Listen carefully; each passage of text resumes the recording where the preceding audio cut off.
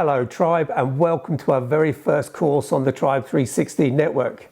Now, as it's Easter time, I thought a study on Jesus' resurrection would be somehow appropriate. So let's have a look at that and how it applies to us. Now, Jesus' resurrection is not so much a happy ending to a difficult story, but rather a brand new beginning. Let's look at it this way. There aren't very many adults who haven't lost someone from this life, a parent, relative, friend or colleague. And of course, the older we get, the more there are. Of course, for Christians, we have a hope that extends beyond the grave, and it's right that we believe that. But have we got an accurate picture of where that hope comes from and what it really means?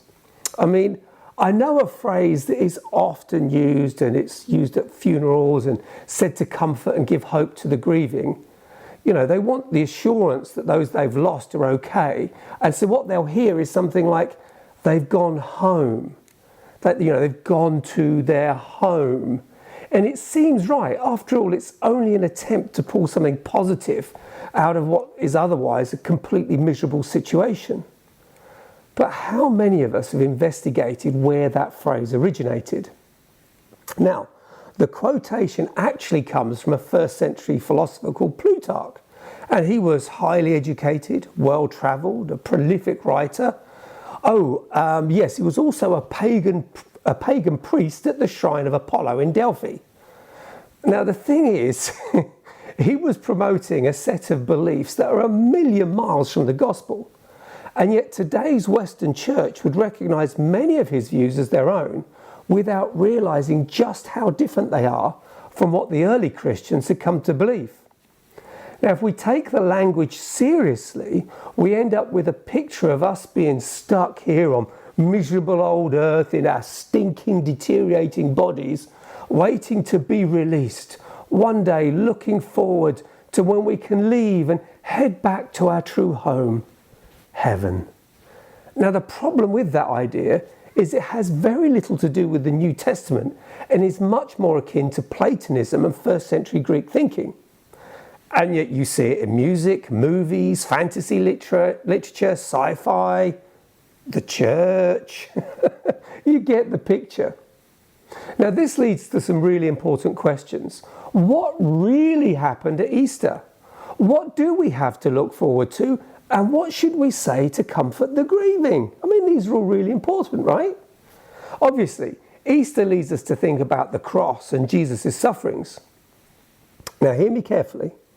While this is worthy of serious study, deep reflection, and profound thanksgiving, but for now, I need us to look past the cross and to the resurrection. But, you know, why? Why would we do that? What's going on? Because without the resurrection, the cross has no meaning. Now, okay, let me say that again. Without the resurrection, the cross has no meaning. And before anyone picks up stones, let's think about this. Without the resurrection, Jesus was, just another tragic victim of religious treachery and brutal government. I mean, he was nothing more than another young idealist hung up to die as an example to anyone else who wanted to rock the religious boat or suggest that there was any other king besides Caesar.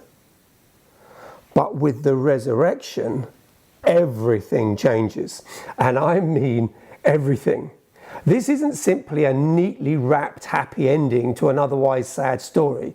It's so far beyond being a symbol of goodness or some airy-fairy nonsense about Jesus being a good man, that these ideas, when compared to what actually happened, sounds, utterly ridiculous. When Jesus stepped out the grave on that Sunday morning, everything changed. From that moment, the world was never going back to how things used to be. Let's have a look at some of what changed. During his 3-year ministry, Jesus made some massive claims. These claims were so extreme that, as C.S. Lewis pointed out, he had to be mad, bad, or God. There's no other options. Think about it. Jesus claimed to be God. He said he was going to die and be raised. He said he was going to give life to anyone who trusted him, to the extent that even though they died, they would still live.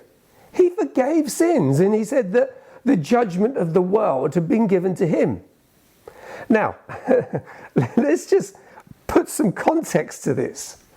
Believing those claims is a tall order for anyone, especially when it's coming from a 30-year-old jobbing builder who grew up in Nazareth.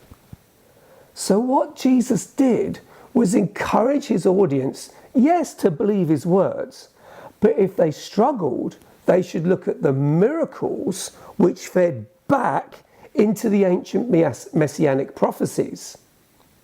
What does that look like? Well, imagine being a priest on temple duty one day when 10 men turn up, each claiming to be healed of leprosy. Now, this was a very different day. The law of Moses made provision for it with particular sacrifices, but not one Israelite had been healed of it ever. Well, not until Jesus turns up. Some commentators believe that Jewish people had a series of miracles that they believed only God himself could perform. And this is the list. Cleansing a leper, 10 turn up. Casting out a deaf and dumb spirit, healing birth defects, and raising the dead after they've been dead for more than 3 days. Just another day at the office for Jesus. But my goodness, this was really speaking into what the Jewish people believed. What's more, as we've already mentioned, Jesus forgave sins, and whilst not a messianic miracle, something reserved for God and God alone. So imagine the impact. You can read this in Mark chapter 2, I think it is. Everyone's sitting there listening to Jesus speak. The roof is torn open and a lame man is lowered through on a mat. Now, I don't think the scripture tells us whether he was born that way, but Jesus forgives his sins, and then to prove he's allowed to forgive their sins, he heals the guy. I mean, this was mind-blowing. Now, whilst Jesus definitely healed out of compassion, we have said that his miracles also, they fed into the Jewish belief system. Now, this was causing a split between many of the common people who'd heard John the Baptist and the national leaders. The common people, well, a lot of them anyway, seemed happy to believe what Jesus was doing. So you got John 7:31, for example. It was the leaders who were resistant. Now, that's why Jesus was saying, get back into the miracles. But it's also really interesting and, in my opinion, really ironic that in John's account, Caiaphas, the chief priest at the time, he prophesies about killing Jesus for the sake of the nation. And it's immediately after Jesus has raised Lazarus from the dead, who had been dead for 4 days, a miracle that only God can do. And then in John 11:49, they want to kill him. I mean, what went through their heads? Clearly, according to their own narrative, he's God. So what should we do? I know, let's kill him. There's a real warning there. That's how devious and twisted our minds can become in the face of overwhelming evidence when we want to protect our position. What's my point? All of Jesus' remarkable teaching, his huge claims about himself, his startling miracles, none of them meant a thing, not a jot, once he was on the cross. Oh, sure, he made a stir, he got some followers, he had his 5 minutes of fame. But, well, now he's dead. He's dead on a Roman cross. Rome has won. The religious leaders have won. It's game over. Don't pass go. Don't collect £200. You're done. It's all over. And it doesn't matter what he claimed he was going to do or what his death was supposed to achieve. He was dead.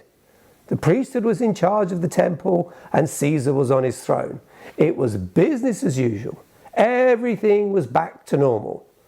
Well, until Sunday morning at least.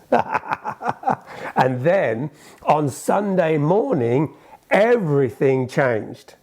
Now, in the next video, we will explore just how much things changed and how we benefit from them. So I'll see you there.